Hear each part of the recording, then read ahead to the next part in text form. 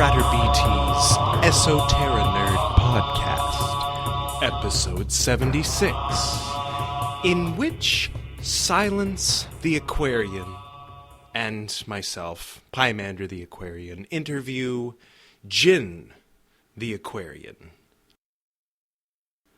But first, Transformations and Footnotes.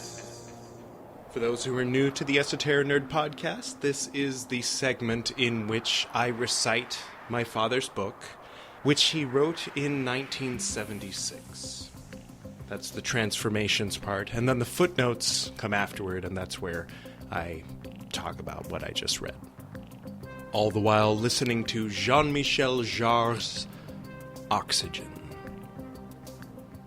Transformations, Chapter 2, Verse 7.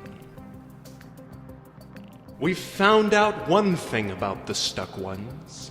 We've just plain come out and told them countless times before. And they've got it, or thought they had it, or maybe even got enough of it to do things they thought miraculous against those who didn't get it, or got some aspect of it other than the one or ones got by the first group, or put significance on what they got that was really the same and called it different, and convinced themselves of the difference. So it just doesn't work very well to come out and tell them. It really works better to let them remember. Verse 8. Letting them remember does three things you and I would appreciate were we in their shoes. First, they get to create their experience of remembering and feel no need to kowtow to us and or burn us at some stake, or take sides about it and do both. Let's face it, we've done that before. It's boring.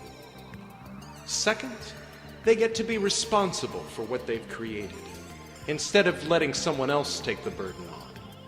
You and I, we've had enough of both fame and burdens other than our own. Third, they get to play constructive flesh place games and message on their own, instead of droving in stadiums expecting us to do it all for them. Verse 9. Let's face it, you and I. The Piscean age is over and done with. If we are to mass together in crowds, let's do it to celebrate each other. Jesus already did his trip. Let's create space for flesh place fear junkies to get what it really is.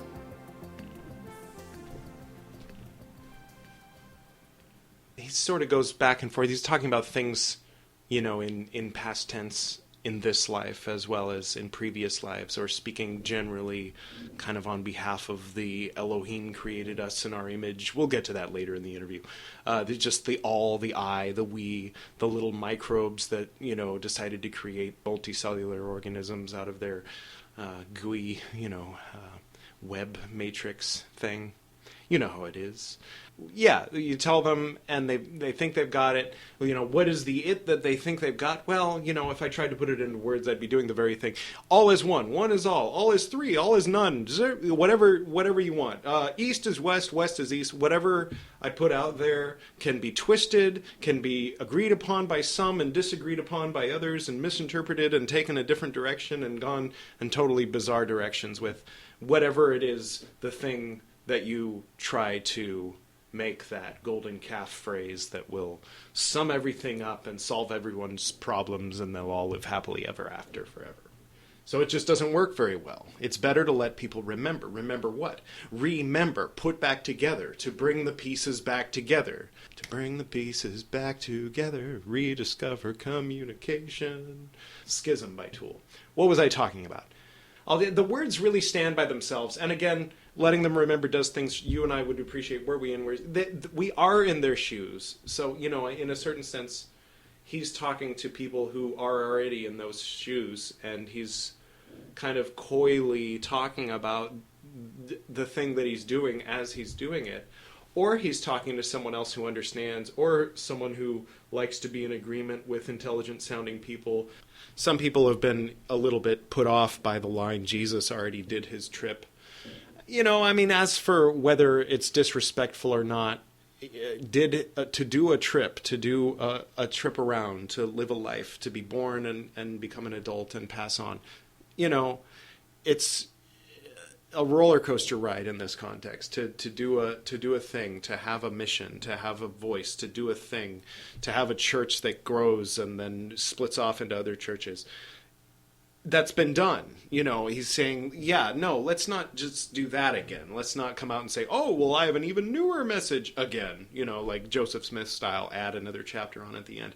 He's talking about people celebrating each other, celebrating their differences, celebrating the diversity. It's some vision of some utopia that hasn't really been realized yet, or maybe has and is in various little pockets. The Piscean age being the last 2,000 years, over and done with. Talking about if there's going to be some guy up on a stage, and we're all there to see his trip, that he's calling that Piscean, and that there's some other new thing that's Aquarian. It's interesting. Definitely has influenced my point of view. The gentleman we're going to be interviewing today, for those who don't know, he was in the band Yahweh 13, which was the band of the Source family. If you haven't seen it yet, I do recommend the Source family documentary. But you can check out Djin Aquarian's got classes going on. He's got music that happens, and he also gave me the name Pythagorian Aquarian, Pythagorian the Aquarian, a few years ago. And he also gave my friend here, Silence the Aquarian, his name. Let's bring in Silence the Aquarian later on and pretend that it's now. Shall we? Greetings, Brother Aquarian. It's so good to have been here. It's so good to will be talking to Djin after we already have talked to Djin. And that's what we will have we're done. Pretending. Yeah, obviously. So, cool, how you been? I have been good. Prior to the interview that hasn't happened yet, you mean? Or in the future? If you were you took after the words the interview right out over, of my mouth before I said them. You're heading out, and so we got to wrap this up. So let's get to that interview, shall we? Indeed.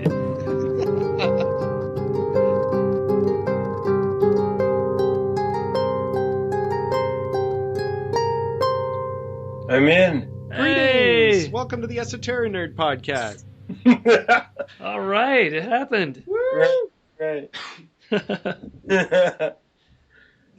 Welcome. So we've got Silence the Aquarian. Hey, man. And Pymander the Aquarian, of course, and Djin the Aquarian.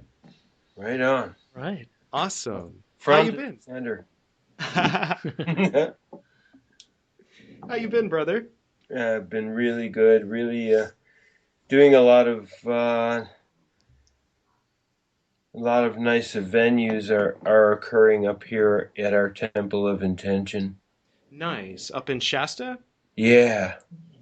I love keeping up with the things that are happening up there. I definitely need to make a pilgrimage sometime soon. Yeah. You're me welcome to. Yeah. I We'll think- put you up. I think the last time I saw you was at Phil's Loft over in Echo Park. I think you were there playing maybe a couple years ago. Oh, okay. And I had a smoke with you out in the van, and you had the dogs with you. Yep. That Right. was it. Philip Minig. Yeah. So I noticed you were in China. Was that last year? Yeah, May of last year. How did that come about? Whoa. Wow. All Yehovah.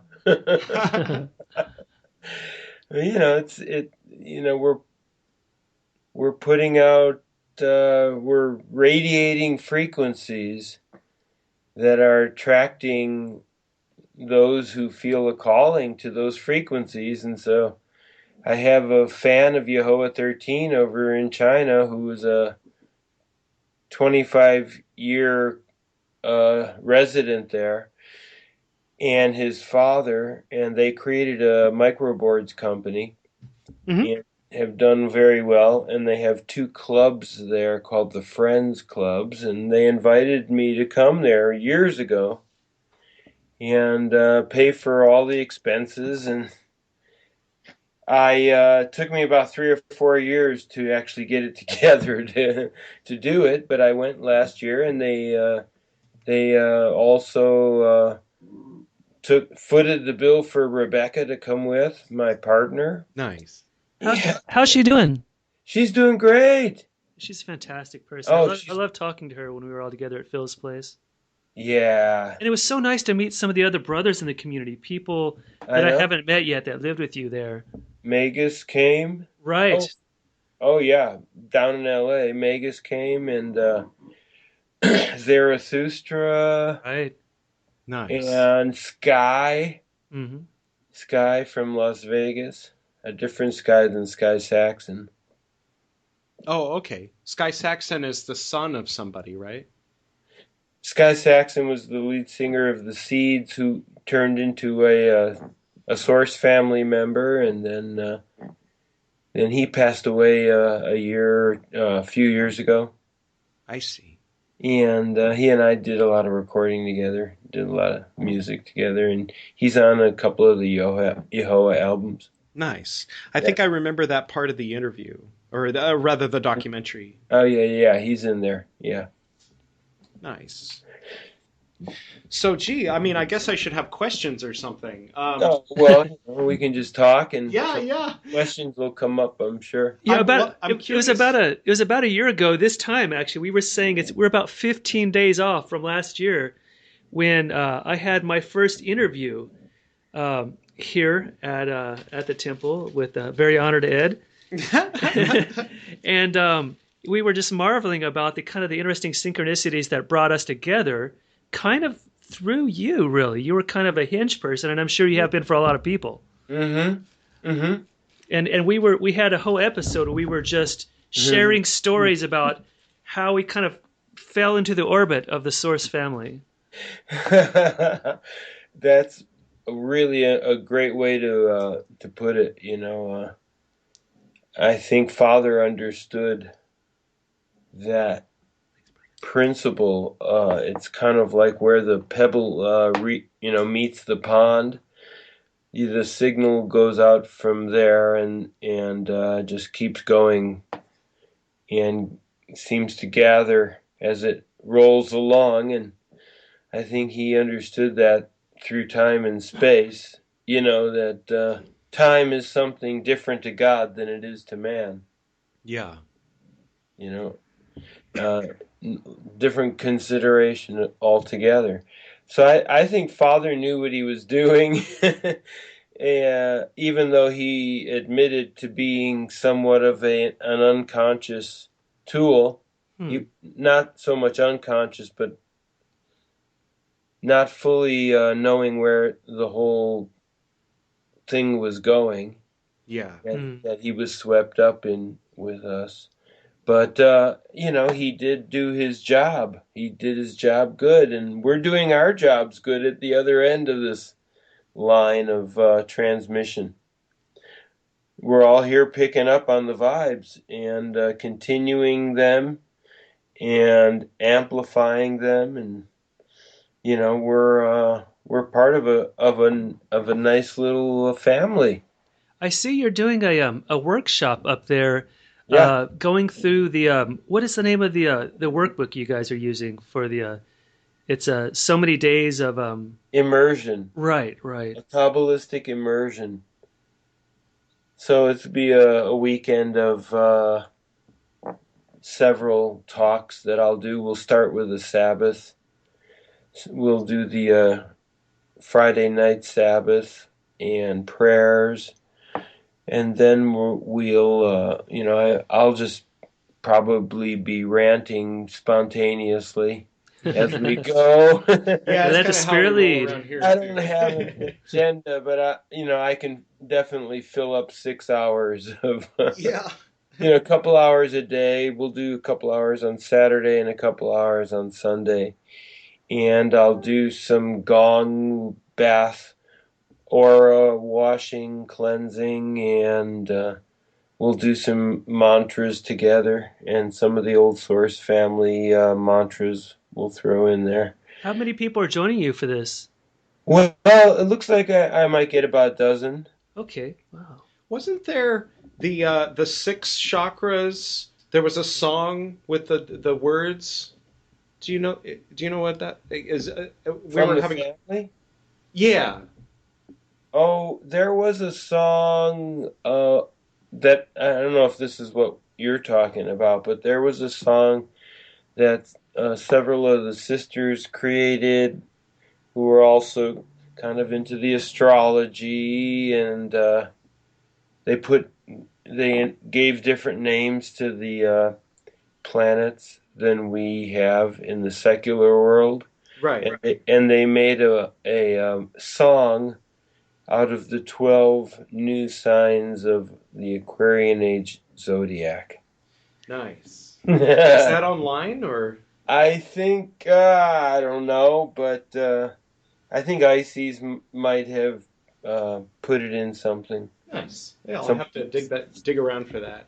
The Invisible String Band had a very similar song. Oh, Yeah, it's interesting. the Invisible String Band? Incredible String Band, sorry. Either way works. It does, doesn't it? Yeah. Nice. Now, I noticed in one of those pictures you had posted, you had the musical notes and their correspondences to the colors and the zodiac. Oh. Right? I was wondering if, I mean, because I've played around with like composing music, telling a story, and I was wondering if you had any ideas about the practical implementing for a musician, of those. If you have any experience or insight on that. I don't. Okay.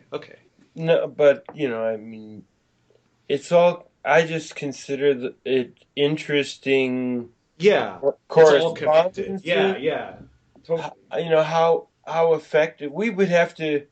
Well, that's something that's left to be done in our futures. To do clinical testing and see what the effects of using color and sound in certain harmonic frequencies and arrangements. Yeah.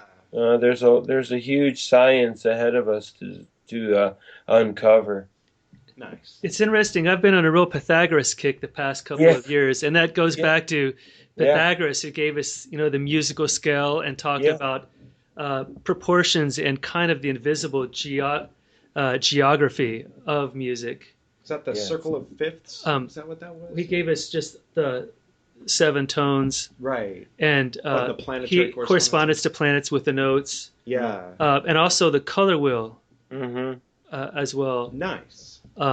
He's the first writer I can think of that really incorporated that, and he did use a lot of this in terms of healing.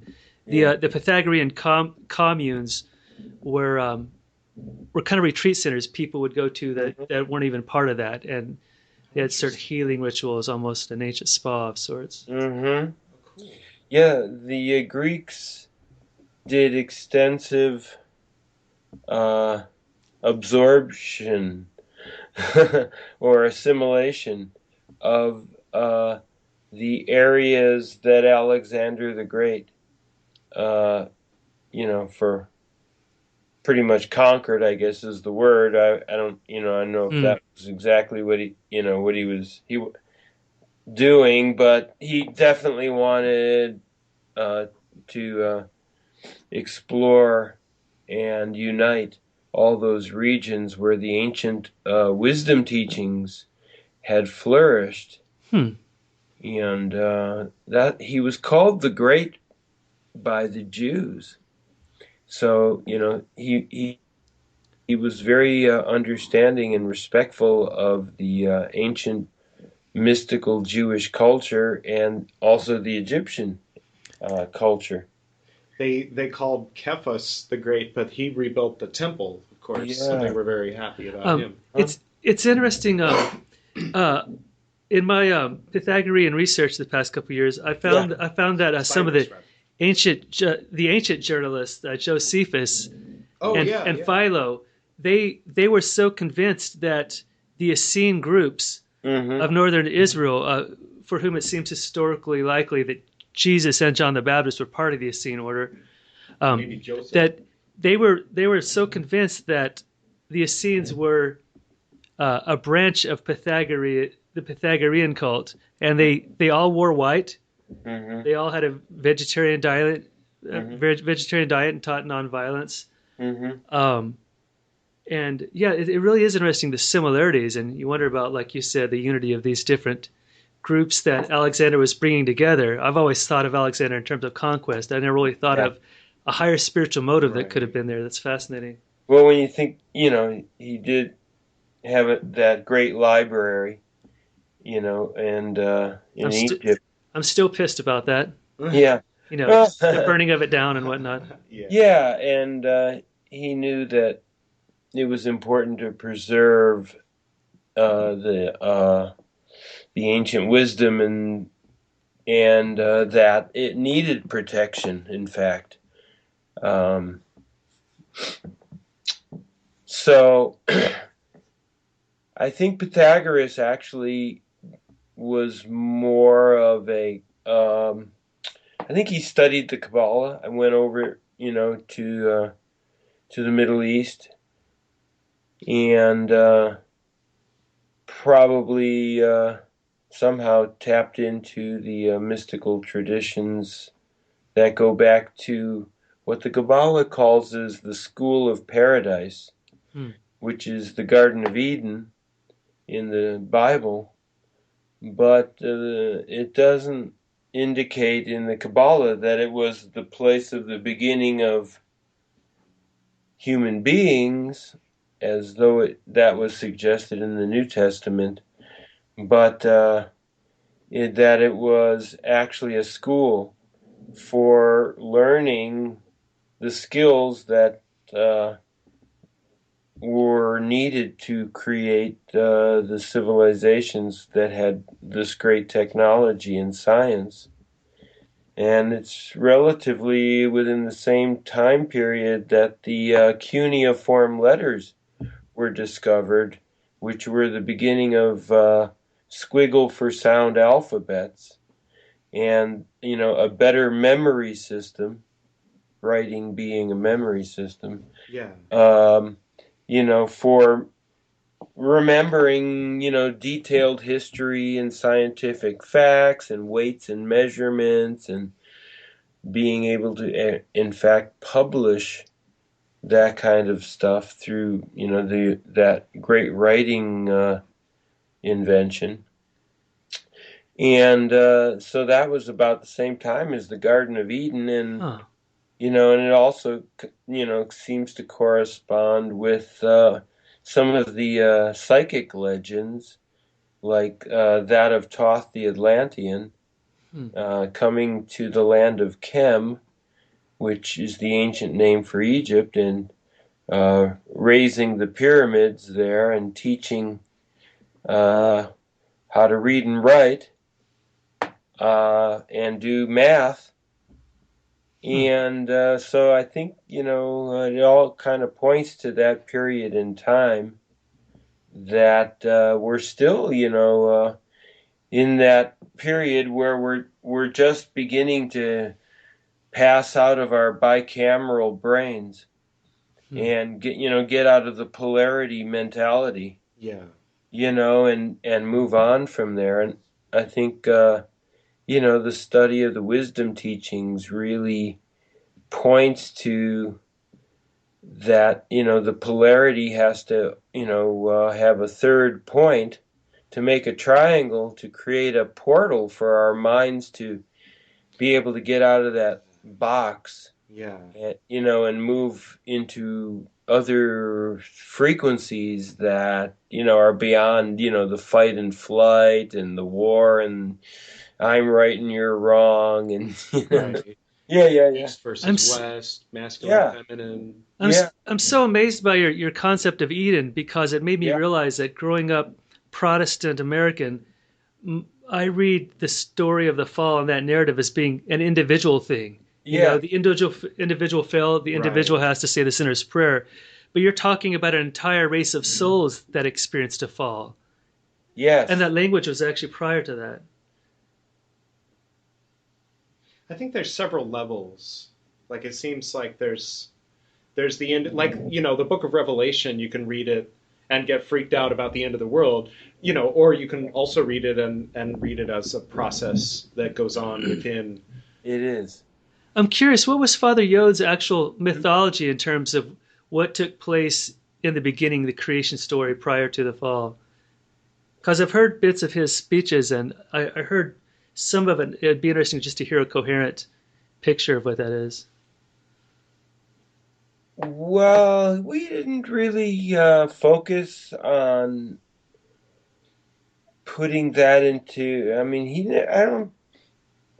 He wasn't creating dogma, in other words. he Okay. wasn't creating dogma. That's true. He wasn't trying to validate any scriptures either, in a sense. But he was using the Western mystical teaching that's encoded in the Bible, as the best way for us Westerners to get the understanding of our spiritual anatomy and our relationships on the earth. Yeah. I think he just was right. He was a straightforward, but he understood that there was a sacred geometry, you might say, to the body that we're in, and that we are really extending our limited frequencies out into space as and interpreting the response through those faculties as well. So they tend to form patterns that seem to be the ones that we're supposed to adhere to, like the chromatic scale, of music. There's other frequencies in between the 12 notes, but and the Hindu and the Indian has those quarter tones. Right. But basically, he was looking at the correspondences between the spiritual anatomy of every human being, the structure of the physical form, and he saw the same numerical frequencies and geometric frequencies, throughout the Bible, the Old Testament and the New Testament, as, we all get that kind of a hint being, into the esoteric stuff. And we see that there's, it starts to give you new eyes as to what the scriptures were really wrapped around, and, kind of more like an outer expression of, like a story is the outer expression of, like, say, a moral that the story has. Yeah. I guess I'm wondering, kind of like, and this is probably my own like theological OCD, having gone to seminary, but what was the telos of Father Yode's theology? Like, what was the beginning, and what are we trying to move towards? Because I know some Gnostic teachings, actually, in the ancient Gnostic Gospels, talk about there being a race of people that was actually all spirit, and at some point, a group decided to shift the focus a different direction, and actually, what is the word? Kind of physically materialized into like lower zones of frequency, so to speak. Well, the Kabbalah teaches through the name of God, Yod Vahe,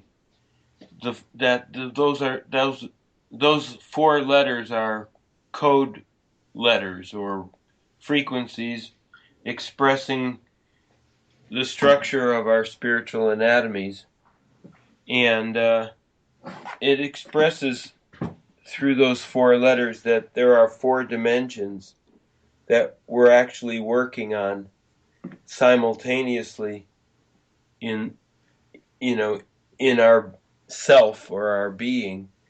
And that, we have to, we're here to create environments to promote the healthiest development of our spiritual and physical anatomies. So I think, that was his main purpose. Was he felt that, the subconscious and nature had all the answers, and that all we had to do was take care of our forms, to take care of our families and our, and our personal environments, and that through that we would develop into the highest beings that we were destined to become. So it was, it's pretty much a system of loving each other and knowing what the wisdom is, the wisdom between what is good fuel for the body, what is bad fuel for the body. It wasn't a moral issue. It was more of a factual issue. Everything was very concrete to him in a sense. He had a lot of life experience, and we listened and we obeyed because, we knew that he knew. He wasn't 100% right, but about everything all the time. But that's the nature of the material plane. That phenomenon, the guru phenomenon, I've talked before with Ed and some other people in my cohort. It's very hard for our generation to think about following someone in those terms of spiritual submission. I think, I don't know, maybe us Gen Xers are by definition suspicious of authority and things like that. But yet I think we were with someone like a John Stewart, or John Stewart becomes our guru, or Lee Camp or something. Like they're still doing it, they're just calling it something else. Right. Yeah. It's mediated differently, I guess. Yeah. It's somewhat of a conundrum in a sense that we would all like to accelerate our spiritual growth or perhaps our spiritual birth. And yet at the same time, there are some risks in taking the quick path, which is to learn vicariously, not by the actual experience itself, but to learn vicariously, with from someone else who can transfer something of their experience, as far as of helping you to avoid having the experience, to get the wisdom of the experience. Like a transmission of consciousness, so to speak. It really is, and it can only take place in the most intimate and personal relationships. The master disciple is actually one of those types of relationships. But, of course, the parent-child relationship is the first choice of nature. And, so Father said in the Aquarian age that the parents of the flesh will also be parents of the spirit as well. And stop letting the TV raise their kids. Yeah, and or any hearsay from any stranger who has not proven their love and trust. Yeah, the kids were so vicious in school growing up. Like, I still hear their voices. Like I stop myself from talking and to consider what Jeff Lindsay in second grade would say and call me Ed Nerd. Oh, it's interesting because you kind of embraced that as Esoterinerd. Exactly. Yeah, they used to call me John Jr. as an insult, and I just embraced it. Yeah, I'm John Dan Reed the second. I'll wear that. Right. I'll make it look good. Esoteric nerd. Father, actually, so I want to get back to what I was saying about Yogi Bhajan, is that right. There's an actual dimension that has all of the sacred math, geometry, language, sound, sonic, shape. It's all on the plane of Yitzhara. And, there are beings that we call them angels, but they're just intelligences that are in charge with helping us remember. They're communication deliverers, from the subconscious, and helping us remember, what we need to remember to move us along on, and progress on our paths. And Father really understood, the interdimensionality of our consciousness. So, like the whole Garden of Eden story is like, it seems like there were beings, right? They called them gods. Right.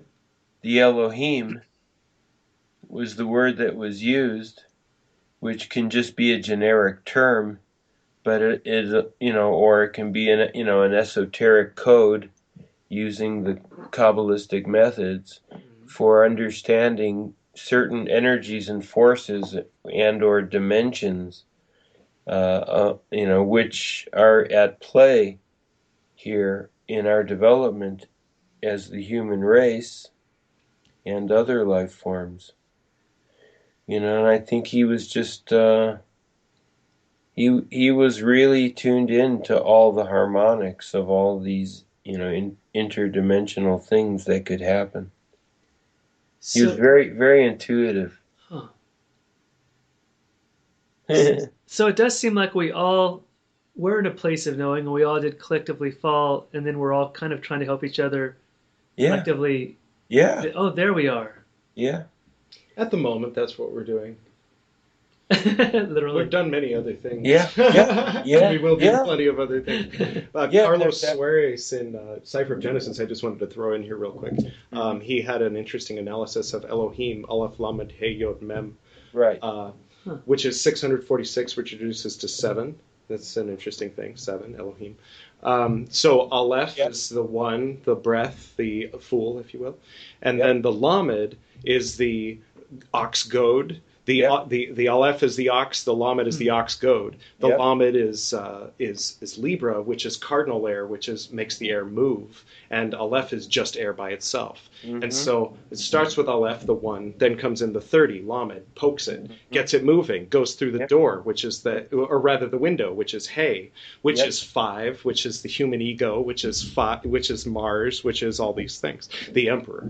And then it manifests in Malkut, which is Yod, which is 10, which is the hand, and it becomes hands. And then it happens in perpetuity, which is the closed circle of the Mem Sophit, the Mem final at the end of the word Elohim. So when you say in the Bible, when you see where it says Elohim called the light day, it's just 4 words. Elohim proclaims light day. And light starts with Aleph and day starts with Yod. So when the word Elohim is the act of God proclaiming the light day.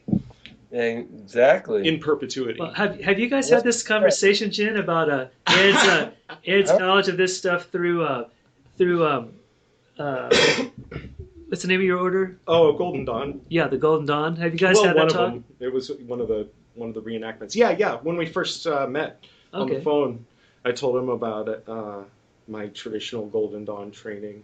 I wonder what the actual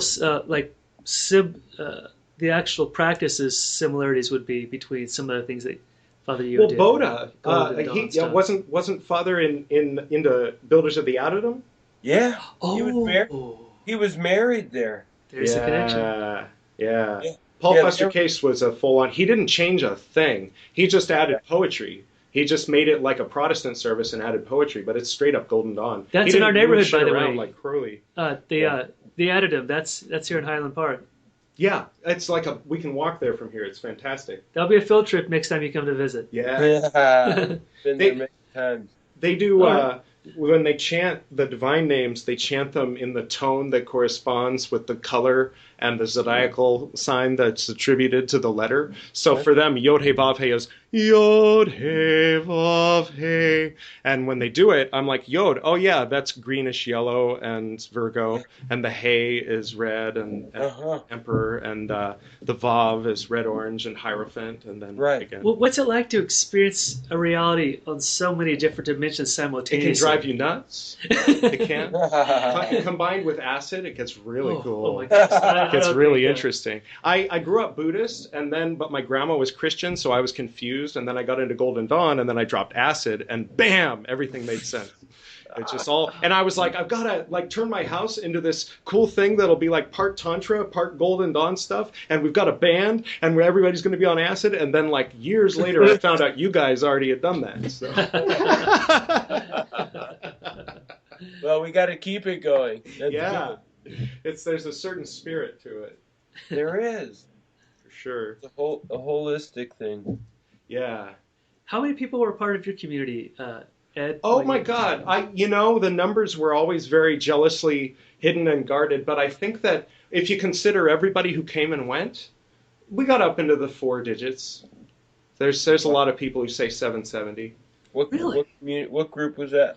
Well, I usually avoid I guess couched in this whole conversation and explanation, it'll be all right. It was originally called the Eternal Circle of Light, then it was called the Hermetic Order of the Eternal Golden Dawn, then it was called the Hermetic Order of the Morning Star International, then it was called the Esoteric Order of the Golden Dawn, and then in 2011, all the temples around the world united against the guy who was the head guy and said you were too screwed up. Wow.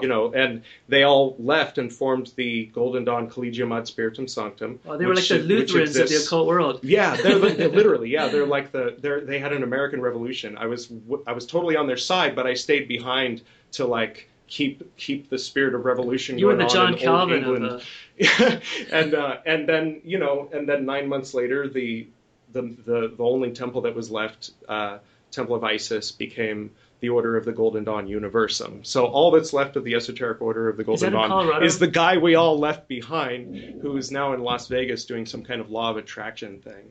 Oh, He's the guy we call Voldemort on that's here. kind of cheesy. But his real name's which I just bleeped out. We have edit software for this. So there's my story. I spent 18 and a half years in that. And that's a hell of a cognitive maze, my friend. Like yeah. Yeah. So I whatever that's worth, I learned all that, but I mean, everything I am now is kind of like in recompense, sort of like I'm paying. Like I used to be the guy that was out on the internet defending the atrocities. They weren't America level atrocities, but I mean, it was just there was a scumbag who was ripping people off and being sleazy, and I was out So there he was like the defending him. televangelist of the occult world. Yeah.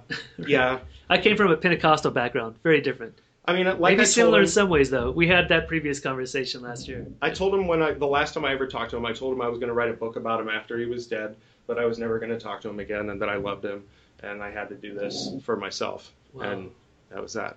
Write a book about him, your dad. No, my dad's fucking cool. He died when I was 15, so I went and had to find this other asshole. That's, Yep. You know how it is, right? I wonder. That's a father thing. I wonder if at Father Yode's, or if it was similar, that there was people that had struggles with their earthly father, or maybe just the absence, and then he kind of was that attachment figure. Absolutely. He knew that he was filling a void in many of us. Even ones who had decent fathers didn't have the kind of fathers that could answer the questions that our, Aquarian age minds were asking. Yeah. Or or to acknowledge the sensitivity that was emerging in us. And he played a record once. He had a vinyl he played for us, and I think it was called something like it was a George Bernard Shaw writing, and it was I think it was called like a Man and Superman, and it was recited or acted out on record by some famous actors and an actress, and it was called Don Juan in Hell, and it was from the book Man and Superman, I guess.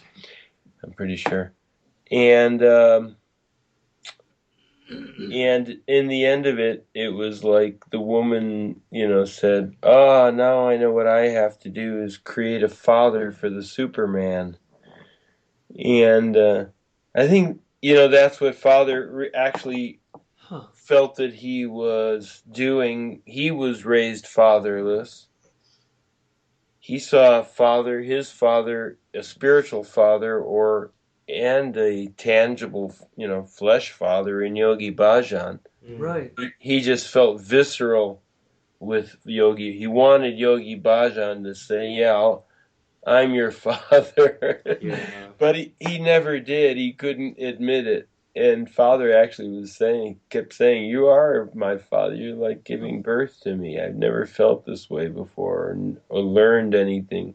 I wondered what Yogi Bhajan thought, during those years and years after about Father Yode's community in terms of him breaking away and doing his own thing, and what the relationship was after that. Oh, he was kind of afraid of Father Yod and Baker. That's what it came off as. He just, he didn't open his door to him after that, pretty much. Was it because of the whole what's his face who ended up having his acolytes kill people? Just brain farting right now. Charles Manson. Was it? Oh, like did that totally I take think there might have been some stigma. But did that totally take a hit on the Source family? Because Yeah, because once that happened in the news, that was in the public consciousness. What year When you was see that? Beards run, so all of a sudden things kind of changed. I don't think it had anything. We were in white robes mostly, and we were very clean, and we radiated a lot of health and vitality. I don't think we personally were equated with that, but I think it definitely, any kind of communal situation from that point on, had an eyebrow raised towards it. Yeah. That's one of the things Ed and I were talking about last time. It's that kind of strange tension between Woodstock and Altamont, and Yeah. some of the undercurrents of movements that Yeah. kind of run counter to the ideal. Yeah. Yeah. Yeah, the mental environment at the time wasn't supportive of our rebellion. So if you screwed up, the publicity was hugely negative and unforgiving. So, we pretty much had to do whatever we did, just because it needed to be done, not because we had the wisdom to maintain its frequencies and set a course for its destiny. But we did bring it in, and then we had to disappear and let the seeds gestate, which we're seeing now the harvest of a cycle. How did they handle conflict in the home when you guys were all living together? And was there sort of methods or rituals you guys used to structure those sort of things that inevitably occur with a large group of people? There wasn't much conflict, surprisingly, Wow. among us, because we were on the same page. Father had a way of choosing good people for his experiment, and for keeping us busy enough to, and selfless enough to not fall into the traps of conflict that normally people fall into over the things they fall into it over. We were pretty much, we kind of, I mean, it was all by degree and, it's person to person basis, but we were pretty much all on the same page with what we thought we were doing with him, and the importance of the health knowledge and the importance of cooperative living and working. So, and we also seem to all be on the same, mystical, spiritual. We're willing to take a lot of chances together to, to accomplish something out of the box, just to break all the molds and show there's other ways of doing things that are not harmful for human beings, other than the way everybody's thought to have to do everything that they do. Sex and marriage and diet and relationships, and we challenged the norm. We brought in other sacred geometry patterns into the simple ones that had have been prevailing,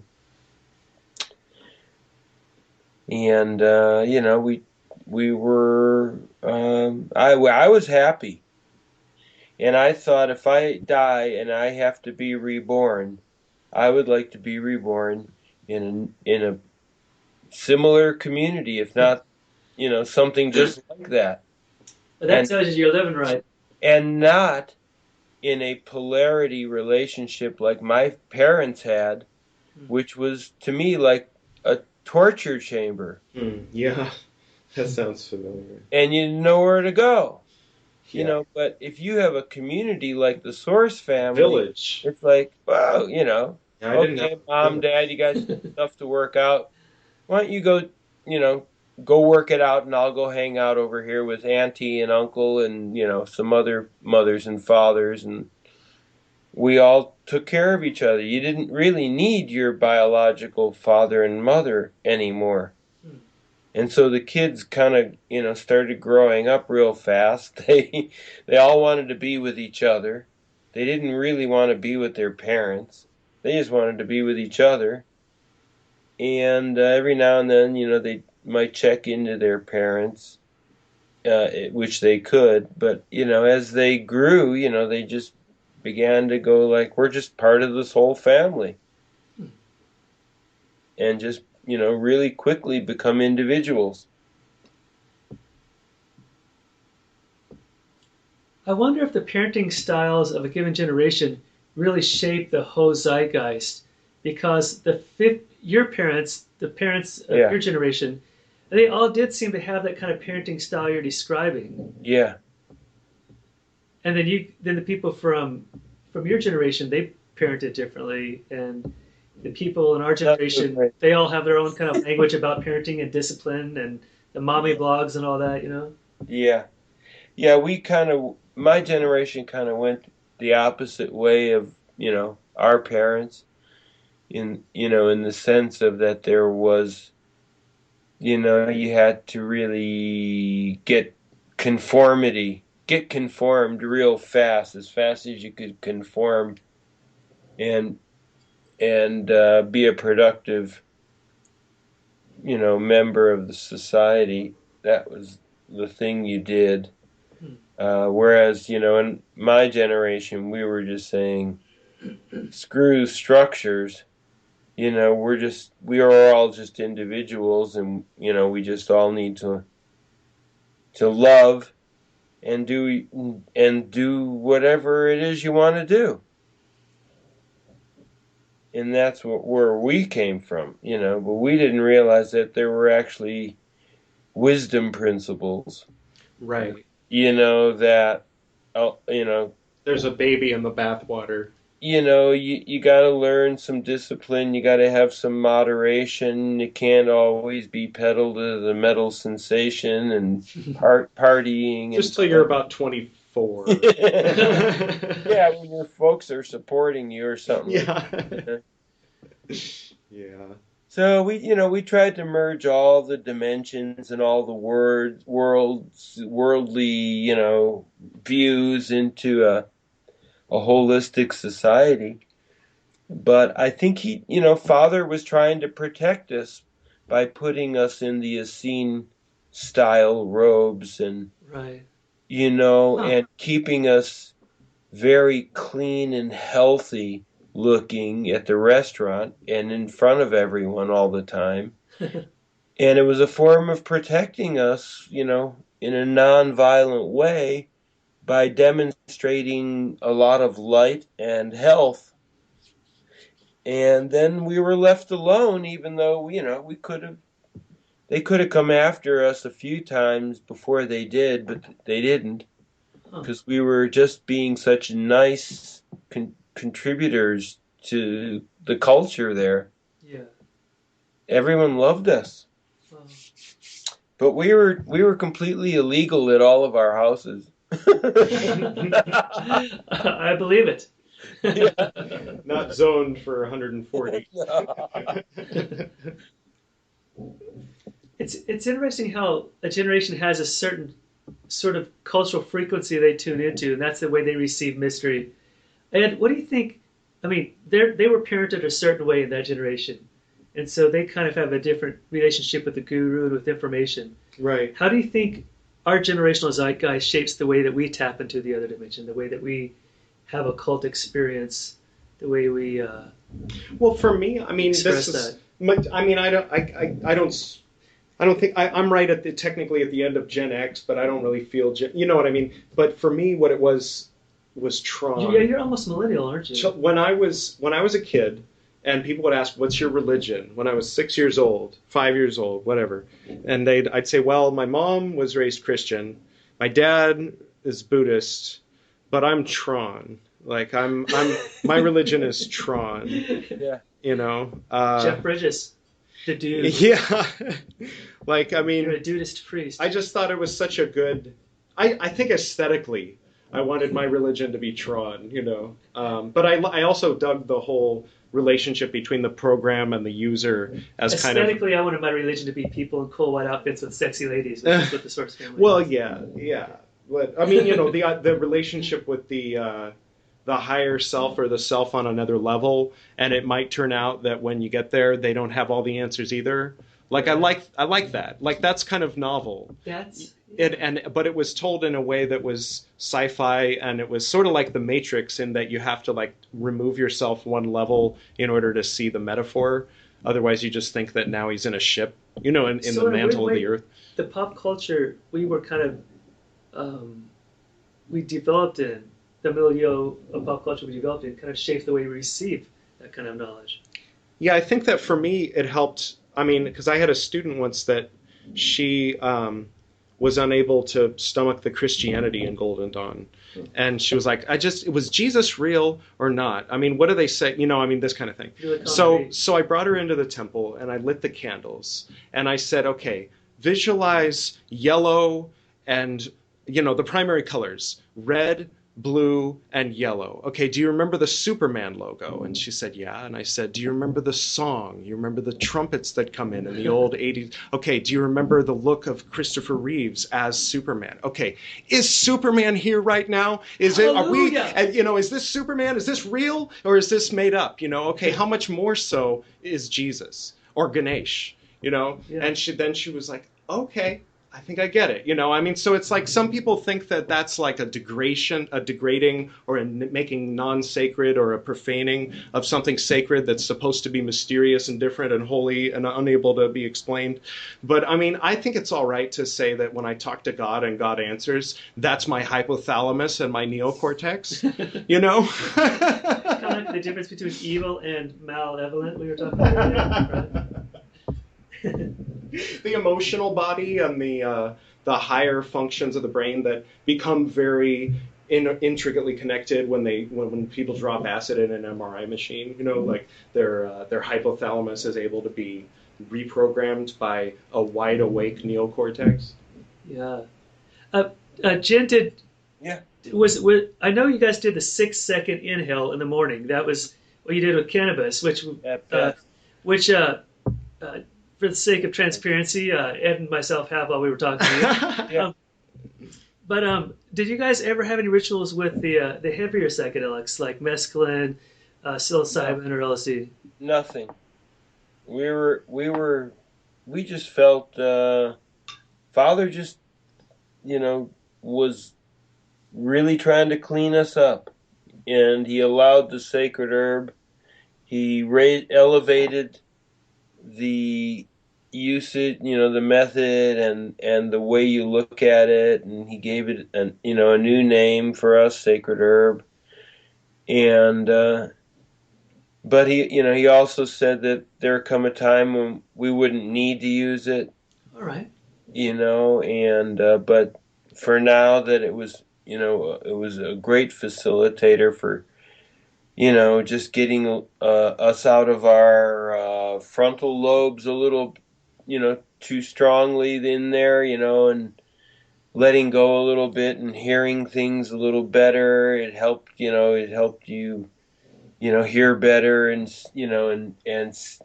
enhanced your meditations. So Well, that's pretty much what transformed this seminarian, straight-laced guy into the dirty hippie that's standing before you today. Jim Baker loved it. Father Yod loved it. He never said to stop doing it, but he did say that someday you just wouldn't probably have the same Interest. interest in it as you do now. But he didn't. He never. He never said that it was. You had to stop at a certain time, or that it was going to affect you negatively in any way. He'd have warned us. So he was into the herbs. He was into nature. He was a nature boy. And but he wasn't so. I saw him do acid once, and What was it like? Huh? What was he like on acid? Well, I wasn't hanging out with him a whole lot when he just happened to be. I probably about an hour I was around him. I didn't know he was on acid at the time, so he was pretty cool. I didn't notice him being on anything, tell you the truth. So I think he held it together, and then I found out afterwards. But there was never any official ceremonial tripping or doing anything altering our awareness on a group level. I just had to ask because it's one of those questions you ask when you're stoned. What does God see when he's tripping on acid? Yeah. Father wanted My us stone all questions. to get off of all that, and sacred herb was the only thing that he allowed us to use. Okay. So But- it was actually stepping down for a lot of people. Absolutely, and even stepping down and stepping back from the quantity of herb that they had been using. And he showed all of us how we could use wisdom keys of breath, of sacred, geometric forms that we can assume and meditate in those positions, or do certain exercises in those positions. Even as we speak, Ed is introduced- practicing his and then- kung fu moves right now. He's been studying kung fu. He introduced to us how we could, because the THC actually lingers quite a while in our bloodstream, and he showed us how with breath of fire that the oxygen actually restarts the THC activity. Nice. That's already in your blood from earlier that day, and you could get just as high as you were in the morning later on in the day with a good star exercise. Nice. So I can pull that in when I'm in the office tomorrow. Yeah. To tell, is the star exercise an example of one of the geometries that he was teaching? Yeah, exactly. Or like, sitting in lotus, you're in a tetrahedron. Okay. And, then there's other ones, there's standing with your hands clasped over your head with your finger pointing to the sky and your heels together. You're in the I position. We're doing that right now. I wish you could see us. We don't have visual on this particular Skype. Cool. What does the I form do? It aligns you with your it makes you kind of like the diameter of the circle of which you can reach. That's your physical limits up, above, and below, and the 5-pointed star does it in another way. So you're kind of like a diameter when you're in the I position. So you're like a single I, a one, and you're representing your axis.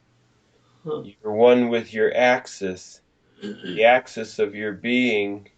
It extends beyond your spine, through your legs into the earth, and up above your head, beyond your head, into space. Were there other positions besides the 5 and the 1? Did it go through the Pythagorean numbers or anything? Well, like I said, the tetrahedron, when you're in lotus position, you're a tetrahedron, and that's Yod-Heh-Vah-Heh. When you're in a 5, you're in Yod-Heh-Shin-Vah-Heh, which is, the Yeshua, all 5 dimensions of life: mineral, plant, animal, human, angel. And man is really a 6, although he's 5 dominant, but he's got that extra point hanging down. I wondered about that. The extra appendage is what gives it the 3 dimensions: the north, south, east, and west. We're limited by those dimensions of which our geometries are based upon. So is 5 feminine then, and then 6 would be masculine because of the phallus? Yeah, I would say so. But we also have a feminine side too, of course. Right. But it's a Martian feminine. It's a Martian feminine. Gevura. Yeah. Huh. Feminine, but like angry. But I mean, it's like we're talking about like which end of the cable it goes into the socket. So it's like people who overly gender identify, like aside, like it's not really related in that context. So the number 5 is supposed to correspond with the moon, and 6 to the sun. So in that classic alchemic wedding. Now, of course, in Japan or in Nordic, it's the sun is feminine.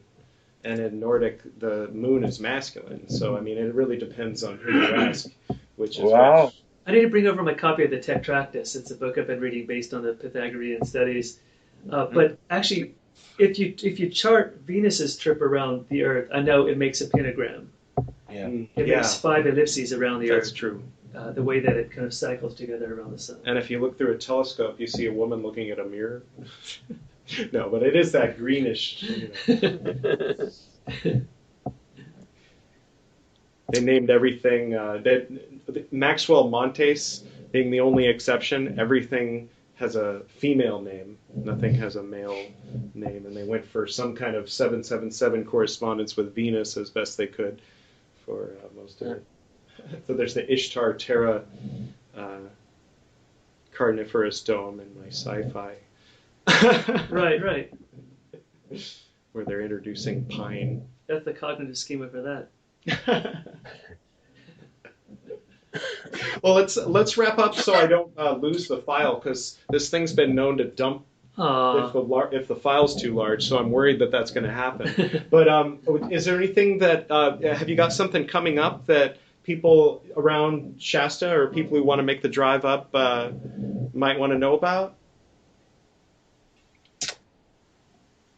Well, you mean like the events at the Temple of Intent? Yeah. I just wondered if you wanted to let people know, because I'll probably have this up by tomorrow. Let's see. Okay. We have the Hanuman Project coming here on Wednesday, September 21st. It's my birthday. It's a kirtan. All right. Oh, nice. I wonder what that means to you. That you would share that with Hanuman. Huh. It's the Hanuman Project. Oh, okay. It's a kirtan they call the Hanuman Project. Oh, cool. Right. And it is International Day of Peace, by the way. Nice. Are you a Virgo? I am, right on the cusp. All right. I'm Virgo, too. Nice. Tomorrow's... Wow. Happy birthday. Yeah, thanks. In an hour and a half. Yeah. Wait, so your This birthday is is going to come tomorrow? out on your birthday. Dude, Yeah. What? I'm so excited. We get to talk to you pretty much on your birthday. I feel so honored. Oh. And when's yours? Mine's September 21st. Okay. Cool. Yeah. And then I have that Kabbalah immersion weekend, the 23rd through the 25th. Nice. And then on the 26th, it's a Monday, we have a sister from Brazil who's been doing regular Christ activations. And she's very psychic and has a wonderful way of just getting into your destiny patterns and things like that, and helping out, giving advice. And she's a Brazilian lady, very authentic, nice person. Yeah, and then I think that's about it for September so far. And then in October, we have Bhakti group, Kirtan. It's a Bhakti Kirtan with somebody from India. Cool. I forget his name. You guys should live stream that. Oh. Have you thought about live streaming your services there? I am so tech ignorant that... Edo, explain that one. You just hit the live stream button on Facebook. Oh. It's like when you go to post, it'll say photo or live stream, or what, and you just hit live stream. Oh, you mean video it here and then... Yeah. Does Facebook It'll stream it live. It really does it live? Yeah. I didn't know what that was. Yeah, when you see my rituals, that's live. Oh. Huh. Well, unless you're seeing it later. But when it says it's But then live, it wouldn't be live. Right. Okay. Yeah, we should do that.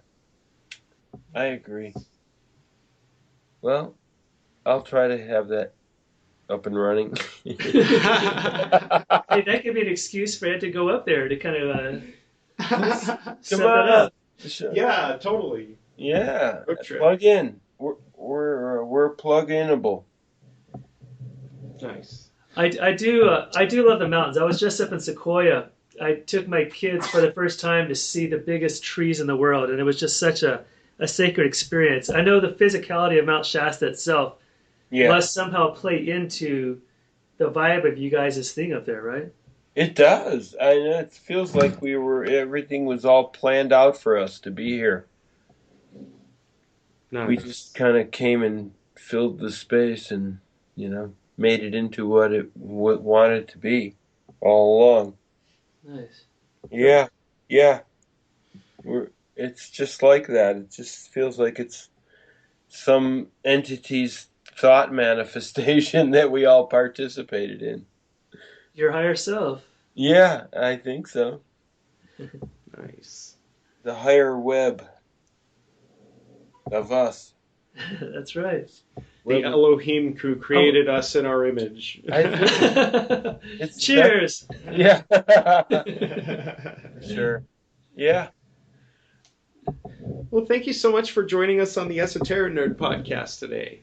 It's very nice to be here and you having me here, and I'm looking forward to us having a long friendship with each other. I wish you were here so I could hug you. Big hugs, astral hugs. That. All right. All right. Love you, brother. Love you, brothers.